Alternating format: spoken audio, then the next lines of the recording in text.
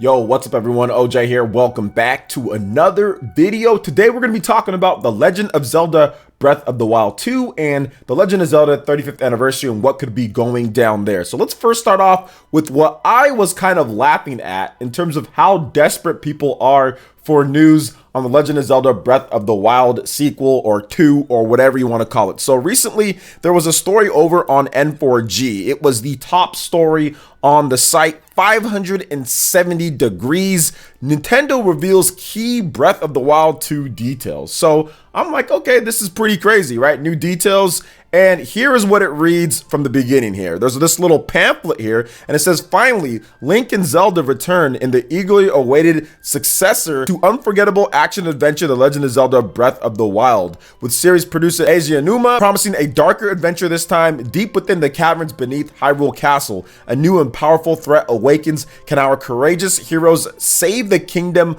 again? So I thought, okay, well, that kind of seems like the actual trailer that we did get for it. So I guess maybe it's new, but then maybe it's not new. So Nintendo Everything also put out the same article talking about it in terms of that same pamphlet. But here is the update on what actually went down. It's been spotted that the pamphlet was first released towards the end of 2019 and was published by Games Radar. We apologize for any confusion. So it was just something that Games Radar put out there just by looking at the trailer and saying, okay, well, we saw this and at the end of 2019, this is what we think in terms of maybe most anticipated or just stuff like that, talking about different games for whatever it was. So there wasn't actually any new information or key details that Nintendo put out. People are just fiending so much for information that they come across this, which is literally at this point well more than a year old, right? A year old and some odd months or whatever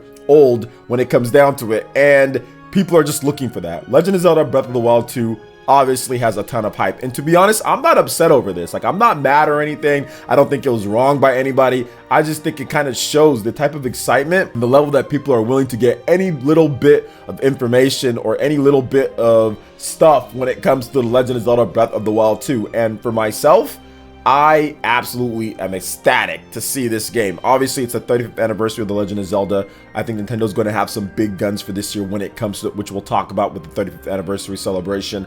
I think that Nintendo is going to try to get The Legend of Zelda Breath of the Wild 2 out this year. I think it could be with some special hardware, maybe even a revision of some sorts. If you remember The Legend of Zelda Majora's Mask, that had a new Nintendo 3DS special edition that really helped out things when it comes down to it. So I do think that Nintendo might be taking the same angle here, and it would be a nice celebration for The Legend of Zelda, and it would just be a missed opportunity if they weren't able to get this game out, The Legend of Zelda Breath of the Wild 2, during the 35th anniversary. I think it just makes too much sense to not get it out. Almost like Skyward Sword and what they did there and just what they've done for the anniversaries before. So to me, it's going to be a 2021 title unless something happens to where they can't and the game needs some more time. But I think that they're targeting this year for it, and they're targeting potentially releasing some special hardware for a special edition hardware. Because if you remember, also the Wii U, it got a special edition Legend of Zelda Wind Waker HD, which was pretty cool to see there. And then of course, the Legend of Zelda Twilight Princess got a special amiibo with it as well, packaged in. It looked really nice. So I do think that Nintendo's trying to make this a special Legend of Zelda year for everything. And they did talk about, which we'll discuss more in a separate video, they did talk about how they will talk about their games and everything when the time is right for it. So I think we're in for something very interesting. But speaking of interesting, The Legend of Zelda 35th anniversary, what are they going to do? I think most fans out there simply want two games, and I've heard it time and time again. The Legend of Zelda Wind Waker HD, which originally came out in 2013 for the Wii U, and then you also have The Legend of Zelda Twilight Princess HD, which came out in 2016 for the Wii U. Both of those games were based off of GameCube and Wii games, with The Legend of Zelda Wind Waker HD being a GameCube game that was released, I think, in 2003, if I'm not correct. And then you also have The Legend of Zelda Twilight Princess, which was a very interesting release because it was a cross-gen game for Nintendo. It came out in 2006 for the Wii first, even though it was originally revealed as a GameCube game, and then a couple months later or so for the GameCube. So it came out for Wii first, then the GameCube. But many do say that the GameCube version's a bit better, even though the Wii version had an exclusive 16:9 widescreen presentation, and the GameCube version did not. It was just like progressive scan. I mean, but it had the better controls, in my opinion at least. That's all in the past. What we're talking about right now is what Nintendo could be doing with these games going forward. And I do think that Nintendo could have some type of bundle with them. So it's just the Wii U games, right? What they'd have to do is just adapt them, put them over on the Nintendo Switch, make maybe some HD rumble here and there, hopefully fix the horse controls in Twilight Princess HD. And I think that they would be good to go. Obviously, frame rate would need to be something. I know Wind Waker definitely had some sketchy frame rates here and there, so smoothing that out. I mean, maybe they make it 60, probably just going to be 30 locked in. But either way, I think there's still some additions that they can do.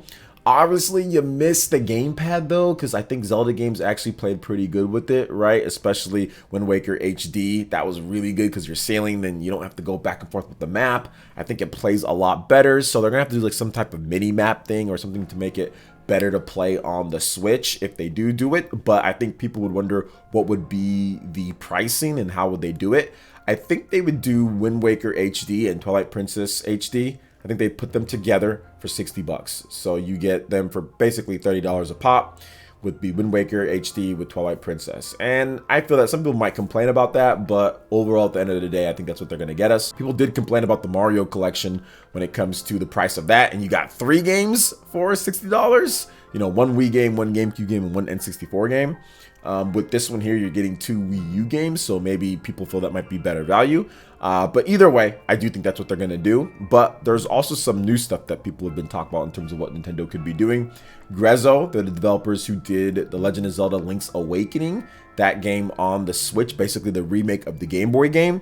And they still have that engine. They have the know-how. I think we could see another one of those isometric ones. I talked about this recently on the Spawncast, but I do feel that like a Minish Cap would be pretty good. Oracle of Ages or Seasons, one of those games, one of those more obscure handheld Legend of Zelda games that people did play, but before the popularity blow up of like Breath of the Wild, right? There's a lot of people who missed out on those Game Boy games and a lot of people who missed out on the GBA and all of that. So if they were able to adapt that, put it in that new engine that they have, Grezzo on the case, which they've done a phenomenal job with pretty much every single Zelda remaster or remake that they've done. They're the same guys who did The Legend of Zelda Ocarina of Time 3D, Majora's Mask 3D, so they have a lot of technical know-how. They know what they're doing when it comes to these older Zelda games and adapting them over to newer hardware. So if they did Minish Cap, I think that would be a phenomenal start, or even the Oracle of Ages and Seasons games, because I played those back in the day, but the Game Boy hardware and everything were just like, it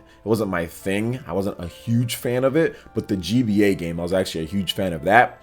And we've even talked about just a little bit with Jordan and everything that what about like the Phantom Hourglass and Spirit Tracks games, which I do like those games. The problem though are the controls. Once again, controls got in the way of me actually liking those games more, just because my hands were too big and you're playing on the bottom screen and you're using a stylus. It was just too much for me. So maybe they bring those games back as well. I would love to see those brought back with some actual normal controls. I don't know how they do it though. They'd have to adapt it for the dock to play and everything, but if they could, I think that would be pretty good as well. And then you also have, I mean, this would be like the wild card thing, but people really want this, and you have The Legend of Zelda Skyward Sword. Like Legend of Zelda Skyward Sword, but the biggest hurdle would probably be the controls. And like, I get that you can do some type of motion control stuff like with the Joy-Cons, but what about if someone just wants to play docked? How does that work? Like, they want to play docked, they don't want to use motion controls, they just want to be able to use the Pro Controller, which Nintendo's done pretty good at making sure that you can. There's a few games here and there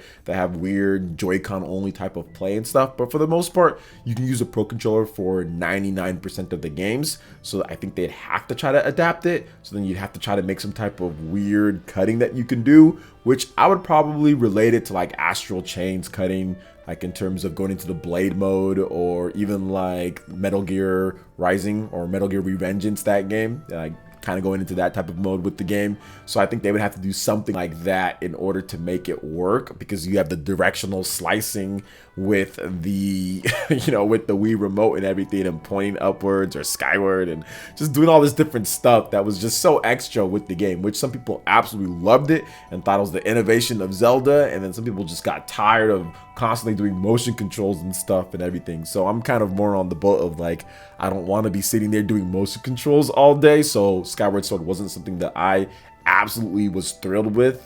I think, like, well, for me, I liked it, but it just, like, after a while kind of weared on me in terms of all the motion controls. It was cool at first though, but it kind of wore off for me. But it'll be interesting to see if they actually do that. Now, will all this stuff come in 1 year? I mean, it's very unlikely that we will see everything that we talked about here. But we should get some pretty good stuff for the 35th anniversary. I do think that it's going to be a nice celebration. I feel that there's going to be a lot of content, and I think that Nintendo's going to do a good job when it comes to the Legend of Zelda, because they've usually done a pretty good job with it. Like, I love what they did with Skyward Sword and like the gold Wii remote and everything like that. I love what they did with the special edition hardwares, which they've always covered with Legend of Zelda games. They've had those for people when it comes to the new Nintendo 3DS and when it comes to the Wii U even. And also, I think that if you look at like Legend of Zelda Breath of the Wild and the special editions there, the Master Sword edition and all the different ones that they had there, those were pretty cool too. So I think Nintendo does have something good for us lined up, and we're just gonna have to wait and see what it actually is. But until then, let's not get stuff that's like years old and go over this type of information and act like it's new.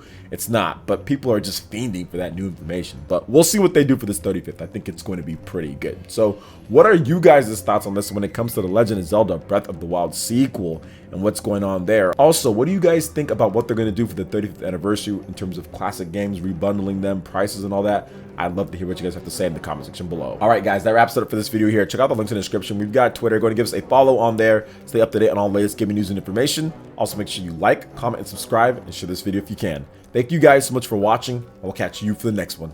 Peace.